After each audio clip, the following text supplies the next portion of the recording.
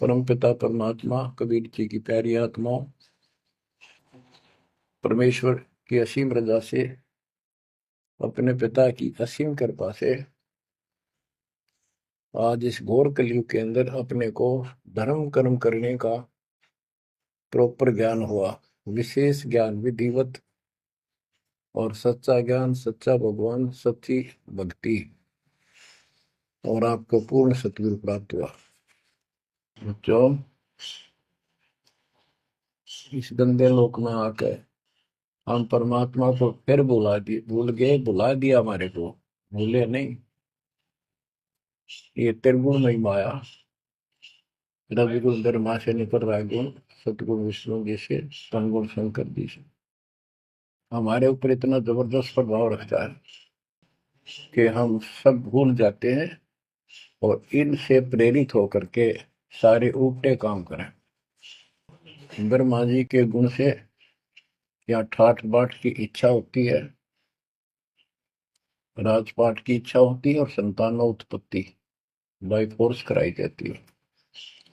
जीव के वश का नहीं होता। और फिर ममता मोह एक ऐसा रोग लगा रखा है, ये सबता लग जाता है। किसी से 10 दिन ठीक से बात कर ले, उस सब मोह हो जाए। पर अपने परिवार में जन्म लेने वाले बच्चों को से तो होना ही होना, हुआ तो 8% सीने से लगाते हैं उनको। तो होता क्या है, ये काल का आहार तैयार करवाया जाता है। गीता अध्याय 7 श्लोक 12 में कहा है कि अर्जुन, रजगुण तमगुण सतगुण, रजगुण ब्रह्मा, सतगुण विष्णु, तमगुण शिव जी, इन तीनों गुणों के द्वारा जो कुछ भी हो रहा है उसका निमित्त मैं हूं। मैं इनमें नहीं हूं, यानी मैं इनसे अलग हूं, ऊपर हूं। रजगुण ब्रह्मा से उत्पत्ति, सतगुण विष्णु से मोह ममता एक दूसरे में जकड़ देना, सतीथी बोल रहे हैं इसको, अब टिके रहे यहाँ पर। और तमगुण शंकर से संहार, ये है यहाँ का प्रोसीजर। हमारी आंख कतई नहीं खुलती क्योंकि प्रेशर ज्यादा है, इतना दबाव है, जीव की अवस्था नहीं है। आपको इतना ज्ञान सुना दिया और सुना रहे हैं, इस ज्ञान से आपके अंतःकरण में ये फाइनल हो जाएगा एक दिन। क्योंकि बार बार कोई वस्तु सुनते हैं, उसका धीरे धीरे धीरे धीरे असर बनना शुरू होता है। हम बातें सुनते हैं, सत्संग सुनते हैं, विचार मालिक के सुनते हैं, वाणी सुनते हैं, तो एक बार तो कति वैराग आ जाता है कि सचमुच बहुत गलत जगह फंस गए या कुछ भी अपना लेंगे।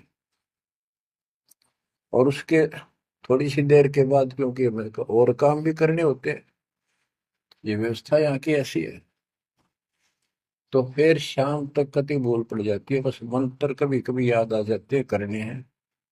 सुबह दोपहर शाम की वो नियमित सतुति भी याद रह जाती है। बाकी समय हम ज्यादातर अन्य कारोबार के सिलसिले में, रोजगार के सिलसिले में बातें करते रहते। वह फिर से थोड़ी सी भूल पड़ जाती है। फिर जब सत्संग सुनते हो फिर जागृति आती है। ये ऐसे चलेगा, चलने दो। जैसे आपको बताता हूँ, बार बार दास बताता है कि आप बच्चे स्कूल में जाते हैं, अध्यापक आता है, अपना उसका पीरियड लेता है, सबको सावधान करता है, ध्यान से सुनो, लाइन में बैठ जाओ। तो हम बहुत सतर्क होके उनकी एक एक बातों को सुनते हैं, नोट करते हैं, लिखते हैं, फिर याद करते हैं। उसके बाद हम फिर खेलते कूदते भी हैं, बच्चे घर का भी काम करते हैं, माँ बाप का हाथ भी बटाते हैं। लेकिन जो स्कूल के अंदर जो बातें सुनी थी, जो ज्ञान सुना था, वो एक अलग कोने में, मन के हृदय के अलग कोने में डिपॉजिट होना शुरू हो जाता है। और उसके अतिरिक्त हम और भी काम सारे करते रहते हैं जो पहले भी कर रहे थे। एक दिन हम विद्वान बन जाते, वो काम फिर भी कर रहे। इस ज्ञान को रह रहकर सुनने से एक दिन आत्मा कभी दृढ़ हो जाएगी कि इस संसार में एक दिन भी रहने का नहीं है, ये संसार एक दिन भी। और कभी भी फिर शरीर यहां से छूट जाए, जाने का टाइम आ जाए, नो प्रॉब्लम। हमारी आस्था सतलोक में जाने की होगी, क्योंकि हमने वहां जाने का टारगेट बना रखा है। पहले तुम्हारा कोई टारगेट नहीं था, हमारे पास जाएंगे कहाँ। उसमें कोई बच्चे में मोह हो जाता, परिवार में मोह रह जाता, यही कुत्ते बनकर जन्म ले लेते। कबीर साहब कहते, जहां आशा तहां बासा हुई, मन कर्म वचन सुमरियो सो। गीता अध्याय 7 श्लोक 6 में यही स्पष्ट किया है कि अर्जुन, अंत समय में जो जिस भी भाव में भावित रहता है, जिसके ऊपर जिसमें आस्था रहती है, वो उसी को प्राप्त होता है। जब तक हम भक्ति नहीं करते, इस ज्ञान से परिचित नहीं होते, तो हमारा संसारिक संसारिक यानी परिवार में, संपत्ति में, इसमें कभी हम जकड़े बैठे होते। एक उदाहरण दिया करते थे गुरुदेव, एक बूढ़े की मृत्यु होती, किसान था, पशु रक्षा करते थे, मृत्यु होने लगी, उसकी जुबान बंद हो गई। आसपास परिवार के सदस्य आगे, वही पिताजी तो अंतिम टाइम आ गया, वो आगे। तो थोड़ी देर के बाद वो ऐसे संकेत करने लगा, ऐसे इशारा हाथ से। उन्होंने सोचा भाई पिताजी कुछ कहना चाह रहे हैं, हो सकता है कोई धन दाब रखा और बताना भूल गया, वो अचानक मृत्यु होगी। एक डॉक्टर बुलाया, उसने पता था कि एक बार ये बुलवा देगा, 500 रुपये लेगा, ऐसा इंजेक्शन लगाता है। वो बुलाया गया, उसने इंजेक्शन ला दिया। पिताजी बता बता जल्दी क्या कहना चाहो थे। एक गाय का बछड़ा झाड़ू मुंह में दे रहा था, उन्हें खराब कर रहा था। जो बोला, देख यो बछड़ा झाड़ू चाबे, तुम कित मर गए, नाश करोगे मेरे गाय पाछे, ये नुकसान कर दिया। 2.5 आने की झाड़ू 500 रुपये पड़ गई हुए। जहां साता बादशाह हुई, वहीं पर कुत्ता गधा पशु बनकर वहीं जन्म लेगा। तो हमारी एक वृत्ति यहाँ से हटेगी, इस ज्ञान से अंतिम समय आप यहाँ कुछ याद नहीं आओगा। इस ज्ञान में सुनते रहे और भक्ति करते रहे, मर्यादित रहे। ज्ञान के साथ साथ यह भक्ति आपको सहारा देगी अंतिम समय में, मन को उधर धकाने के लिए। वैसे नहीं है धकता है, बहुत ताकतवर है, ब्रह्मा विष्णु महेश मन का हार मान रहे। ये ज्ञान और इस भक्ति की शक्ति इस आत्मा को न धका देगी ऊपर। अंत समय में सेकंडों के अंदर सतलोक बैठे पाएंगे। इस पर लगे रहना, इस मार्ग से जैसे दास आपको बताता जाएगा। अमर करूं सतलोक पठाऊं, ताकि बंदी छोड़ करूं। कबीर साहब कहते हैं, मैं अमर करूं सतलोक पठाऊं दे दूं, इसलिए बंदी छोड़ कर लाता। अब यहाँ ये क्यों हो रहा है, क्या हो रहा है, आपको सब पता है। पहले तो नहीं था, पर अब पता लग गया आपको, बिल्कुल सही पता लग गया। माता पिता के सामने बच्चे एक या दो तुरंत मर जाते हैं, चक्कर मारते रह जाते हैं, हाथ कुछ नहीं आना, और कई महीने वर्षों तक उसकी याद सताती रहती है। हम इतने विवश हैं, हम इतने बंद में हैं, हम कुछ नहीं कर सकते, लाचार है। एक राष्ट्रपति किसी देश का या प्रधानमंत्री या अन्य कोई शख्स मानता अपने आप को, उसका इकलौता बेटा मर गया, प्रधानमंत्री, टक्कर मारा वो टक्कर। और उससे पहले जब आकाश में वो थी उसकी तुती, साथ में आकाश में रहा था, उसका दिमाग धरती पर पटक दिया। एक बताते हैं, महाभारत में प्रकरण आता है, द्रोणाचार्य ये गुरु था कौरव पांडव का, और शिक्षा दिया करता, मोह मत करो, मोह सबसे बड़ा खतरनाक है। द्रोणाचार्य का जब लड़का अश्वत्थामा मरा नहीं था उस समय तक, ये कह दिया गया कि अश्वत्थामा मर गया।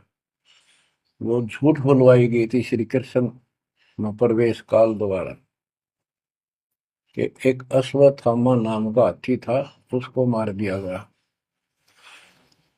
और युधिष्ठिर का बहुत विश्वास करते थे सब कि ये सत्यवादी है, कभी झूठ नहीं बोलता। तो काल ने यह चाल चाली कि द्रोणाचार्य पांडवों की सेना को मार डालेगा। बहुत जबरदस्त तीरंदाज है, बहुत गजब का शूरवीर निशानेबाज है, इसको कंडम किया जाए।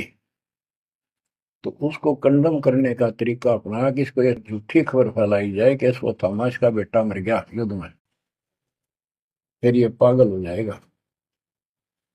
ऊपर तक दुनिया गीत गाती है, जब लग गया अपने जब पता लग गए तो युधिष्ठिर से झूठ बुलवा दिया कि तूने कह दे कि अश्वत्थामा पीते, अश्वत्थामा मर गया, तेरी झूठ भी ना होगी, हाथी मर गया ना, ये हो जाएगा। तो पहले तो युधिष्ठिर माना नहीं, फिर ये कहा कि हाथी मार दिया है, तो ये झूठ थोड़ी है। झूठ तो थी है, जो थोड़ा पहले हम छोटे से थे तो यूं कहते, अरे झूठ बोली तो ना पाप लगेगा, बोला ना, उंगली पर उंगली चढ़ा के बोली थी, ये कौन पाप लगे। यानी ये अपने फार्मूले हैं, पाप तो पाप तो लगेगा। तो सब ने कहा कि आपका बेटा अश्वत्थामा मर गया, दौड़ना चाहिए। तो बोला नहीं, मेरा बेटा नहीं मर सकता, नहीं मर सकता, उसको मारने की हिम्मत किसी में नहीं है। कि युधिष्ठिर कह देगा तो मैं मान जाऊंगा। तब युधिष्ठिर ने कहा अश्वत्थामा थे नर व कुंजर, नर तो जोर तो बोल दिया, व कुंजर, भाई हाथी आदमी या हाथी ये नहीं कह सकता, वो मन मन में बोल दिया। तो यह बात सुनकर अश्वत्थामा थे, अश्वत्थामा मारा गया। आगे कड़ा सुना था द्रोणाचार्य नर व कुंजर कह गया, वो इतना पागल ने ढाल हो गया, टक्कर मारा, कति कंडम हो गया, उसने हथियार भी नहीं उठा उस टाइम। और पांडवों ने वो गढ़ जीत लिया उस साइड का जहां वो मोर्चा डटे खड़ा था। तो बच्चों, ये मोह इतना जबरदस्त है, जीव के बस का नहीं है। और बनता कुछ नहीं, बचाओ कुछ नहीं। तो इसका बचाओ अब है तो ज्ञान हो। ये ज्ञान जो दास बता रहा है, ये आपके हृदय में जच जा कति, ये कुछ भी अपना नहीं है।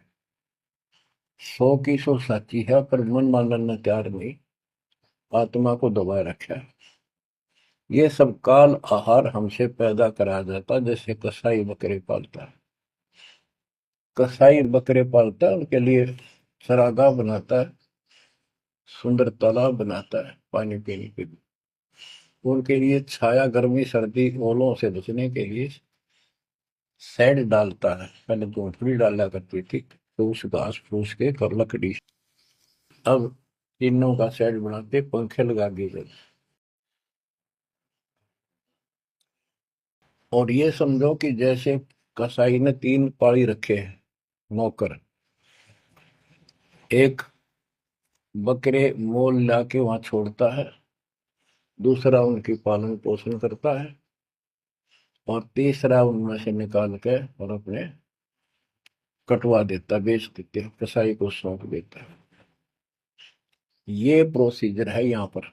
जैसे कसाई कभी कभी आता रहता है, बकरों को देखता है, संभालता है, तो उनके कमर पे हाथ मारता, शरीर पे, और वो उसको अपना एक बहुत हमदर्द मित्र मानते हैं, मालिक मानते हैं। देखो हमारे को कितनी सुविधा दे रखी है, पानी क्या, घास क्या, गर्मी सर्दी से बचने का।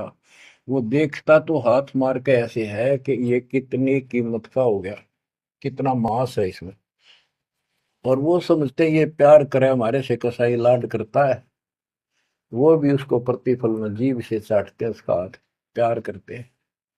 और कई कई तो उसके ऊपर पैर फैलाकर उसको प्यार देना चाहते, सीने से लगाना चाहते हैं। बकरे ऐसा पशु भी प्यार देते हैं, उसको अपना मानते हैं। वो देख रहा है इसमें मांस कितना है और नौकरों को बता देता है इन इनको निकाल लो। उसका कोई रहम नहीं है, कितना लाड करो, कितने उसके गुण गाओ, उसने उद्देश्य यही है, उसका मतलब यही था उनको पालने का। कबीर साहब कहते खाई खुराक का पैन पोशाक का यम का बकरा पलता है। या बढ़िया बढ़िया माल खा के और सुंदर सुंदर कपड़े ड्रेस अटपट फैंसी के कपड़े ये पहनेंगे वो पहनेंगे। कहते खाई खुराक का पैन पोशाक का यम का बकरा पड़ता है। काल के बकरे पड़न लग रहे हो तुम। इन बातों को बच्चों अच्छी तरह हृदय में बैठा लो एक कोने में। संसार में रहेंगे, रहना पड़ेगा, लेकिन परमात्मा की शरण में रहेंगे, मर्यादित रहेंगे। काल का कोई अटैक आप पर नहीं होगा, ना आपके परिवार पर होगा, ना किसी धन संपत्ति व्यवसाय पर होगा। ये सत्कर मान लेना। हम मर्यादा को हल्के में ले लेते हैं, फिर ये हमारे विनाश का कारण होता है।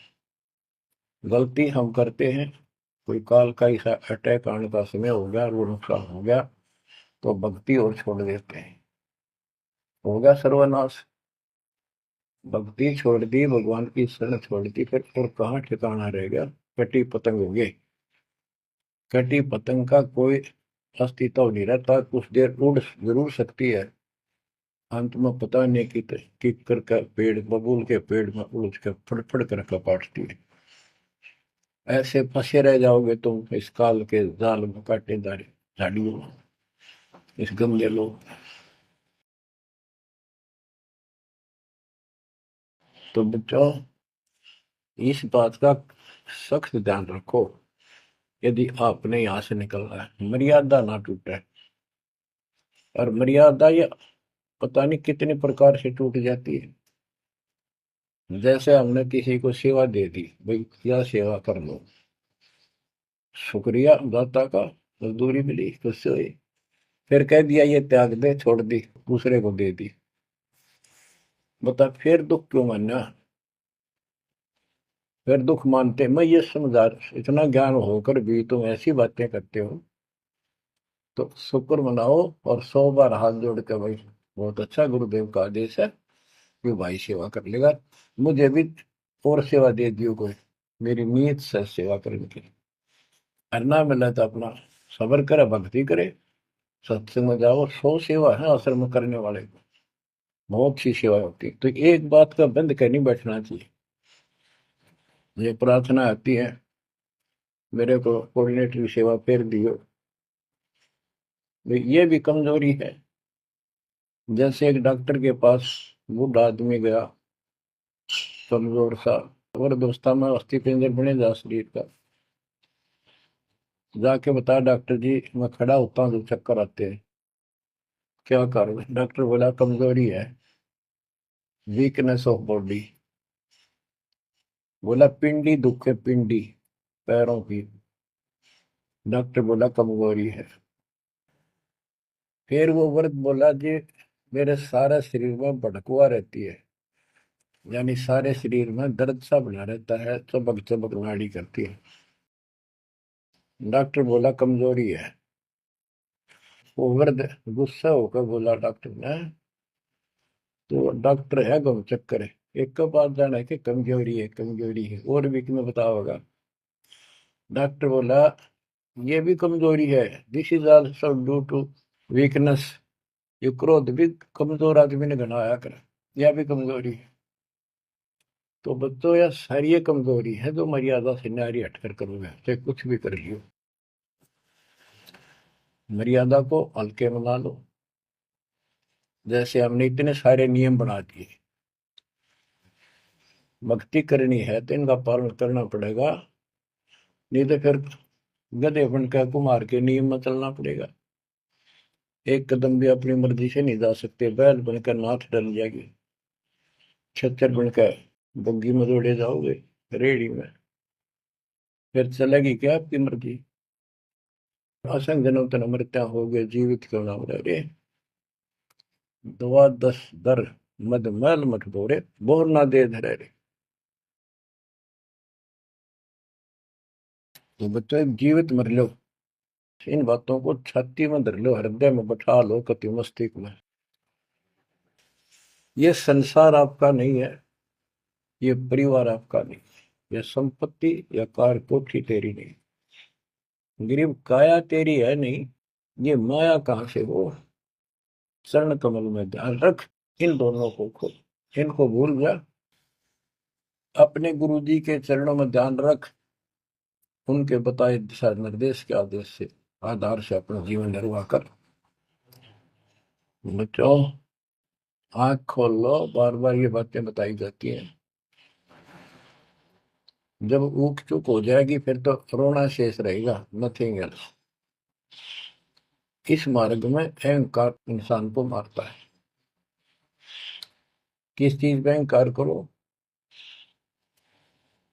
माया होगी तो अहंकार होगा, कोई पोस्ट पद ठीक सी होगी तो अहंकार होगा, शरीर स्वस्थ है थोड़ी सी जान है, अहंकार हो गया, एक परिवार में 5-4 लाठी ठाणिये हो गए तो अहंकार हो गया,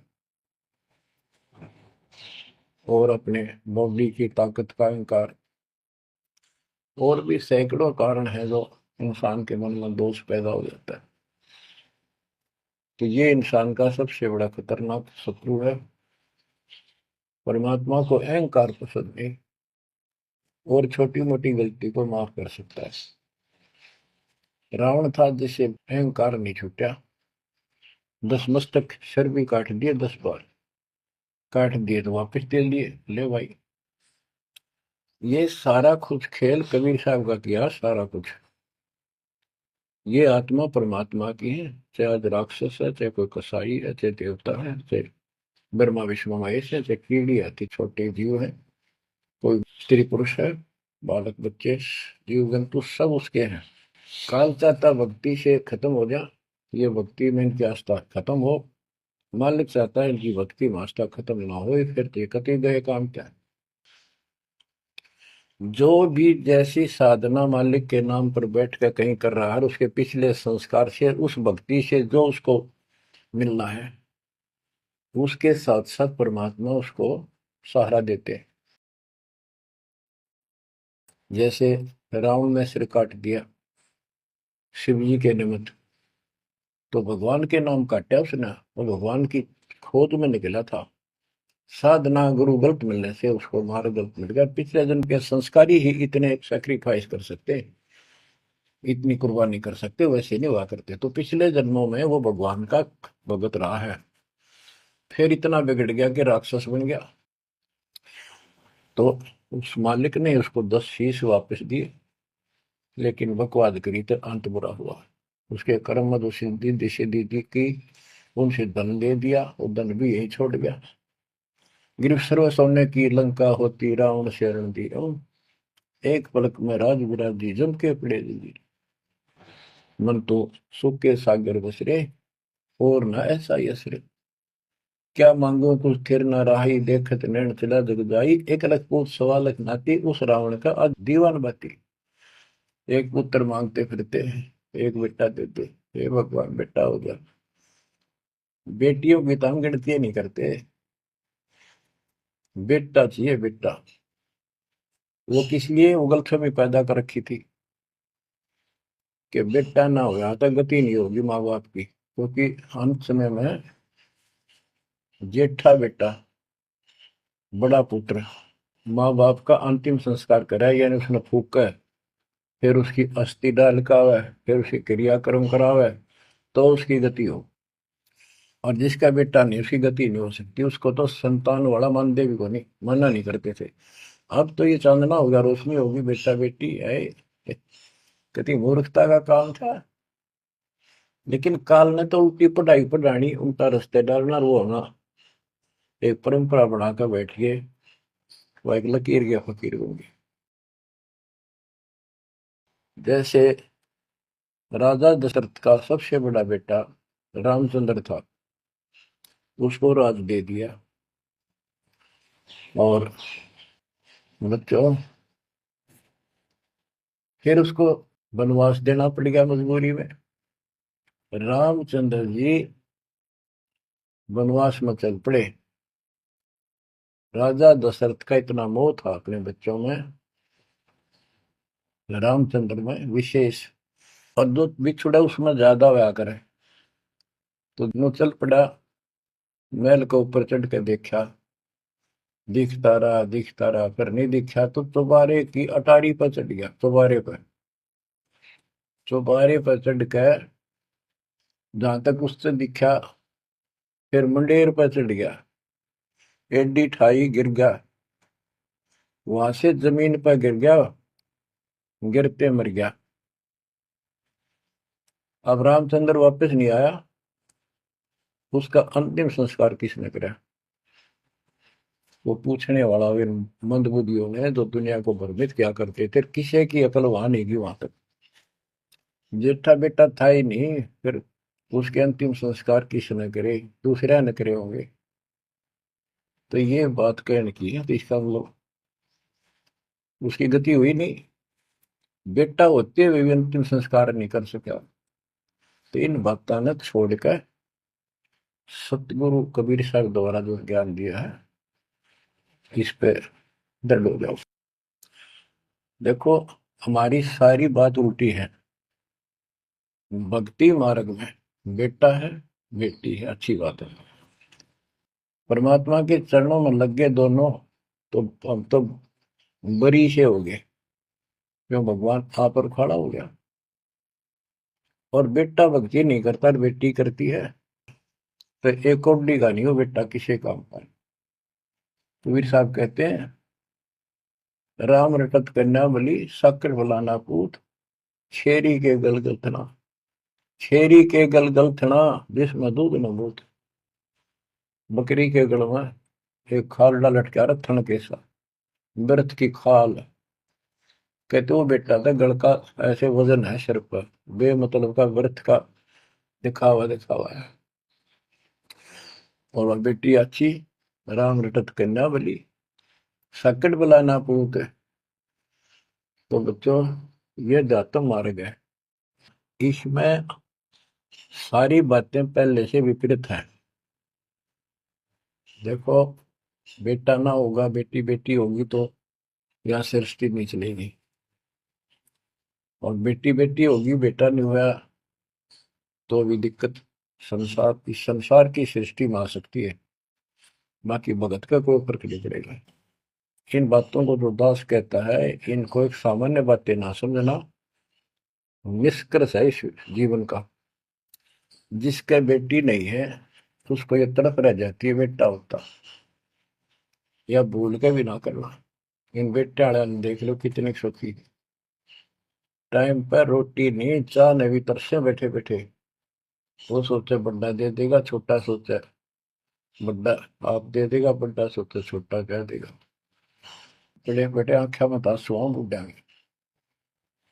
और बेटी आखिरी सांस तक प्यार देती है अपने माँ बाप को, एक आदि ने कमी बात कह नहीं सकते, वो किस्से के बिना होती हो तो आत्माएं नष्ट होती है। आखिरी सांस तक यहाँ भी हमने देखा, जैसे लड़की रोटी खा रही है और लड़का वैसे बैठा था। माँ ने कहा, बेटा वो सामान ला उठा कर, रोटी तार बनाऊ भोजन। बैठा बेटा ना लाऊं, यूं कौन खोए अलावे। बेटी तो कया भी कोई ना, रोटी खाती खाती छोड़ के आन की थी, एक 10 साल का की होगी, लड़का 12-13 साल का। उठ कर रोटी छोड़ के हाथ धोकर और सामान लाकर माँ को दे दिया। लेकिन फिर भी बेटे में मोह ज्यादा, और बेटी में नहीं। इसका कारण यह था कि हमने बेटी को बाहर बना लिया इस गलत रीति रिवाज। बेटी तो 15, 16, 20 साल की मेहमान होती है आपकी। ये तो परमात्मा की बेटी 2 गुना का सुधार करती है, आगे जाके घर बसावे, उस परिवार को भी सुधारे, और माँ बाप के अंदर मोह न्यारा रहे। तो भाव ये है कहने का, अगर बेटा नहीं है ना और भगत है, उसके ऐसा भगवान धरती पर नहीं। प्रथम तो वो है जिसका कति संतान नहीं, वो भगवान। दूसरा वो है जिसका बेटी बेटा ना हो, बेटियां की करके शादी वृद्धावस्था में अपना लेकर मारा जाता है। और बेटी वहां बैठी भी माँ बाप की चिंता करेंगी और कोई ना कोई सुविधा उनको देती रहेगी। और बेटा छाती पर रह के भी खून फूके जाएंगे, कति साफ दिखाई दे है, इसमें कोई मानो चलना मत। लेकिन बेटे भी हैं, ठीक है, और उनमें वो भी भक्ति करो, आप भी करो, कुछ दिन में उनको समझ आ जाएगी, पुत्र वधु भी भगवान से डरने वाली हो जाएंगी, माँ बाप का ध्यान रखें, वैसे कोई विकल्प नहीं इसका। लेकिन इस दुख को हम अच्छा मानते हैं पुत्र ना होने से। हम तो काल ने गधे बना रखे हैं, जितना कष्ट हमें रहे और वजन लग जा रहा है तो हम सीधे साला और कम हो जाता मानने को नहीं। हमारा तो जैसे एक माई का पुत्र मर गया 15-16 साल का, और भगत थी, टक्कर मारी, रोना पड़े है कि बस की बात है, पाला पोसा ले जाता का। फिर उसने थोड़ा सब्र हुआ जैसे। उस दूसरे जो एक और बिना भगत थे उनके पड़ोस में, जो उनके लड़के की शादी होगी, और वह पत्नी थी बदचलन, उनको समझाने की चेष्टा करी कि तू ऐसा ना कर, लेकिन वह तो मानी नहीं, उसने वही फांसी खा ली। अब वह भी मर गई और वो बेटा भी जेल में, और वो सारे जेल में। वो दहेज के कारण, एक बेटा था ऐसे ही, उसने बहू को प्रताड़ित किया दहेज लेने के लिए, गरीब घर की लड़की थी, उसने सुसाइड कर लिया। वैसे सुसाइड करना कोई विकल्प नहीं है, इसे गंदे आदमी को छोड़कर कुमारी रह ले, अपने घर पर बैठ जा। तो उस बेटे के कारण माँ बाप ने भी सजा हुई, बहनों तक भी जेल होगी। इसे बेटे ने के फूका है, ईसा तो पहले मर जाता था, अच्छा था। लेकिन हम इस बात को मानने को तैयार नहीं है, ना मानने के जब क्या कर लोगे, काल तक आ गया, मारे जाओ टक्कर।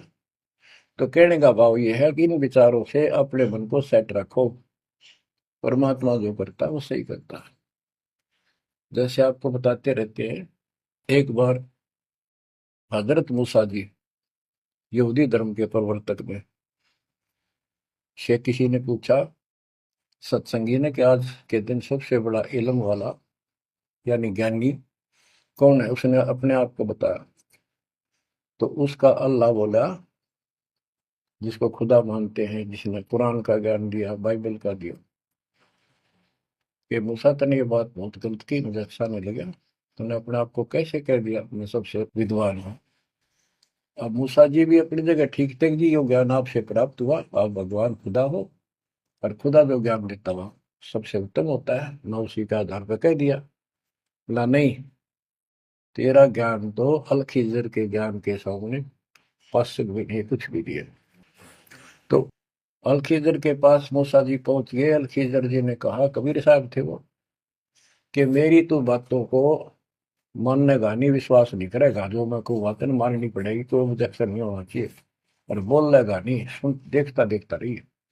वो बोला, मूसा जी बोले, बिल्कुल महाराज, जैसे आप कहोगे, मुझे सब्र करने वाला पाओगे, कति मैं ऑब्जेक्शन नहीं करूंगा आपकी बातों में। अगर तू खरा उतरा तो ज्ञान बताऊंगा, ना बताऊंगा नहीं। उसने रास्ते में चलते एक जवान लड़का था, 17-18 साल का, अलखीजर ने पकड़ के और उसकी गर्दन पकड़ के मार दिया। तो मूसा जी बोले, तनिष बेकसूर को मार दिया, तेरा दिमाग खराब है, यूं क्यों मारा तेने, क्या बिगाड़ा तेरा इसको। तो अलखीजर बोला, मैंने कहा था मैं जो करूँ तू देखता रहिए, बोलना नहीं है, मेरी क्रिया पे अविश्वास ना करना। मूसा जी ने अपनी गलती मानी, चल पड़ा। ऐसे ऐसे 2-3 और कारण थे, सब में उसने ऐसे ऑब्जेक्शन किया, आखिर में वो बिना हार गया मूसा कि मैं इस योग्य नहीं, मैं आपकी बातों को विश्वास करता रहा हूँ। लास्ट बता दिया कि इस क्रिया के बाद तो फिर ऑब्जेक्शन किया तो मैं तेरे से बात नहीं करूंगा, ना पे बताऊंगा। ज्ञान बोला भी ठीक है, उस पर भी हार गया वो। तब अल खिजर बोला सुन ले, ज्ञान तो तूने बताओ नहीं, और वो लड़का क्यों मारा था? वो ऐसा दुष्ट पैदा हो गया था, इसके माँ बाप भगत हैं और उनको इतना परेशान करता, वह रो रो का टाइम काटते। उसके स्थान पर भगवान ने उनके घर में 50 साल की उम्र में एक बेटी का जन्म दिया, उनका सुखी जीवन रहा। ये प्रमाण है उसके अंदर, बाइबल के अंदर। तो बच्चों ये सत्य मान लो, मालिक जो करे उसको सही मानो। ऊक चूक हो भी जा तो भगवान से दूर ना हो जाना। वो जो करेगा भगवान कभी गलत नहीं करेगा, ये तो आपने मानना ही पड़ेगा। गलत तो हम करे बैठे, हाँ यू काल करवाने लगेगा, पर रोज गलत हुआ है, एक दिन भी तो नहीं। तो बच्चों परमात्मा की प्रत्येक क्रिया पर विश्वास रख कर चलो तुम। हमने चाहे कितना नुकसान होता दिखे, रज कदम ताराम की रजा दरशीष, दास गरीब दरस परस तिस बैठे जगदीश। हम अपनी विचारधारा को ऊपर रखा है, जो घिसी पट्टी और बिल्कुल बकवादों से भरी होती है। इस कारण से हम भगवान पे विश्वास, गुरु जी पे विश्वास और सब क्रियाओं पे विश्वास करके अपने कर्म छोड़ के फिर काल के जाल में फंसे रह जाते। और वहां कुछ है ही नहीं वो तो सारे उल्टे कर्म, बेसिक परंपरा बनावटी है। बच्चों विश्वास करो अपने बंदी छोड़ पे, विश्वास नहीं करोगे तो मार खाओगे। गरीबदास जी कहते हैं, गरीब सर्जन अर्जुन को सतगुरु मिले, मक्के मदीने माही, 64 लाख का मेल था, दो गन सब ही जाही। गरीब चंडाली के चौक में सतगुरु बैठे आए, 64 लाख गारत गए, दो रहे सतगुरु पाए। गरीब सरजुन अर्जुन ठाहरे, सतगुरु की प्रतीत, सतगुरु यहाँ ना बैठिए, यो द्वारा है नीच। गरीब ऊंच नीच में हम रहे, हांड चाम की दे, सरगुन अर्जुन समझियो, रखियो शब्द सने। बच्चों सरजुन और अर्जुन नाम के दो मुसलमान थे, इनके नाम तो मुसलमान पद्धति पर थे। परमात्मा मक्का मदीने में गए तो वहां बहुत से चमत्कार किए, इन दोनों आत्माओं को समझ में आई ये बात। फिर ये सारी संगत में वहां मुसलमान थे, 2 वक्त मुसलमान हुए। इन्होंने कहा, वैसे तो काफी थे मुसलमान भी, पर ये विशेष दंड थे, सब नियमों का पालन करने वाले थे, तो इनका नाम बदल के सरजुन और अर्जुन रख दिया। परमेश्वर कबीर जी ने संगत की परीक्षा लेने के लिए एक लीला की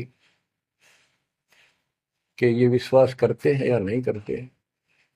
क्योंकि भक्तों में गुरुदेव के आदेश का भी पालन कम होने लगा था। जैसे एक लड़की थी, उसको ज्ञान हुआ वो गलत काम करती थी, वैसा थी, अपना जीवन सुधारने के लिए मालिक से ज्ञान सुना, सत्संग में आने लगी, तो संगत वाले उसको धिक्कारने लगे।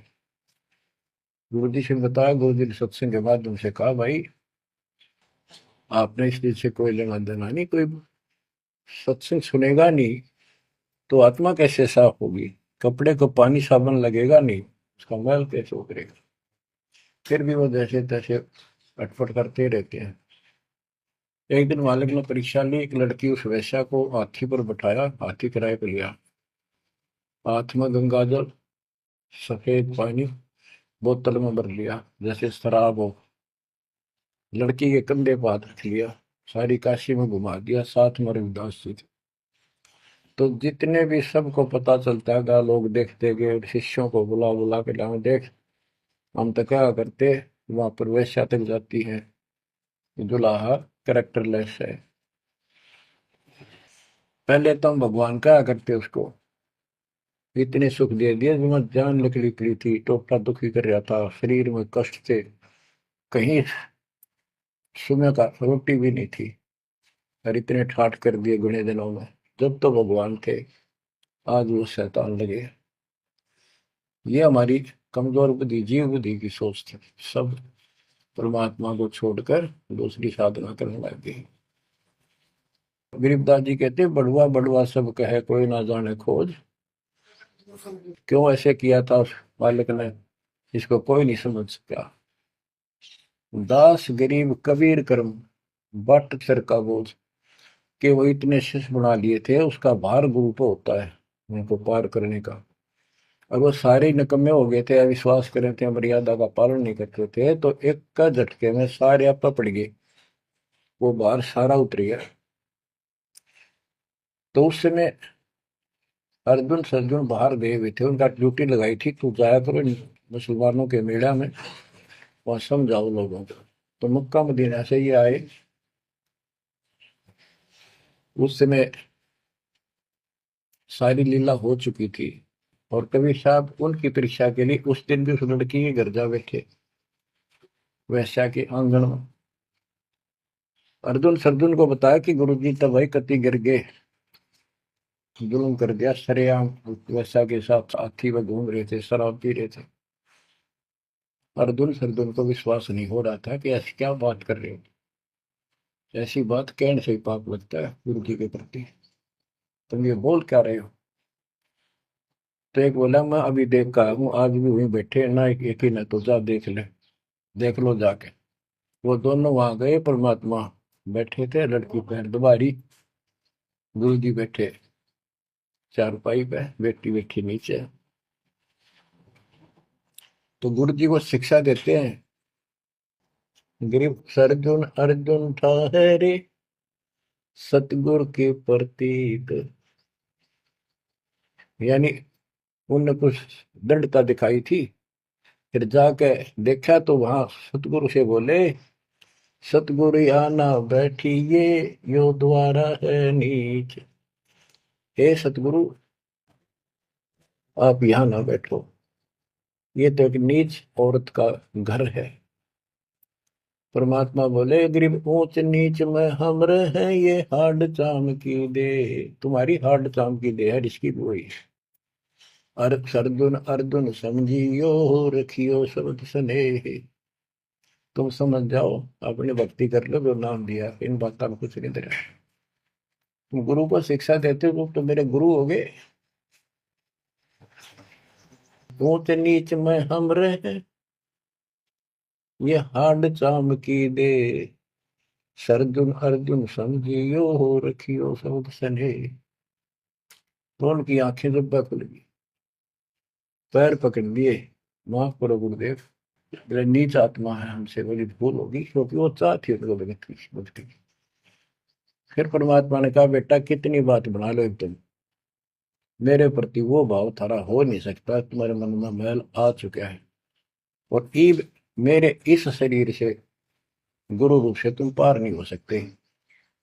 फिर रोए बुरी तरह जी, फिर उद्धार कैसे होगा। फिर बता कि दिल्ली से 10 मील दूर पश्चिम की ओर किसी गांव में हम फिर आएंगे, हमारा एक भक्त आएगा, उसको दीक्षा देंगे, दीक्षा उससे लेकर तुम कल्याण को प्राप्त होगे। तो वो कहते हैं, वहां से चल के वृद्धावस्था में हमायूं गांव है खरखोदे के पास, वहां आकर उनके कति वृद्ध हो गए, मालिक की कृपा से वो 200 साल दिए ऊपर बेसिक। और फिर गरीबदास जी को परमात्मा मिले 10 साल की उम्र में, उनको दीक्षा का आदेश दिया। तब उन्होंने वहां से दीक्षा लेकर वहीं शरीर छोड़ दिया, छुड़ानी में ही। उनकी अभी तक हमारे सामने बताओ थे, हम जाने लगे थे कि अब 2-3 साल पहले, 10 साल पहले, या भोरी वाले महाराज आया करते गरीबदास जी, उन्होंने वो मंडी फुड़वा दी, उनके दोनों की यादगार बनी हुई थी, इसलिए फुड़वा दी कि लोग इन पूजन लाग जाए गरीबदास जी को छोड़ के। तो कहने का भाव ये है, बच्चों आंख खोल लो, इन बातों को चिंतरा, गुरु के प्रति कभी अविश्वास नहीं होना चाहिए। और परमात्मा की प्रत्येक क्रिया को शिरोधार्य होना चाहिए। आंख खोल लो, परमात्मा बार बार ये मौका नहीं देगा आपको। समझा है तो सिर दर पाऊं, भोर नहीं रे ऐसा था। ये संसार समझदा नहीं, कहंदा शाम दोपहरे गरीब दास ये वक्त जात है, रोवोगे इस पैरे। भक्ति नहीं करते वो न्यू रोवेंगे, गलत साधना कर रहे वो रोवेंगे। ये सच्ची भक्ति करके मर्यादित ना रहे तो तुम रोओगे। कभी सीधे हो जाओ, समर्पित हो जाओ, मालिक के चरणों में सदा ध्यान रखो, बुराइयों से बचो, सेवा सुमन दान करो, मर्यादा का निर्वाह करो, मालिक आपको मोक्ष दे। सत्साई।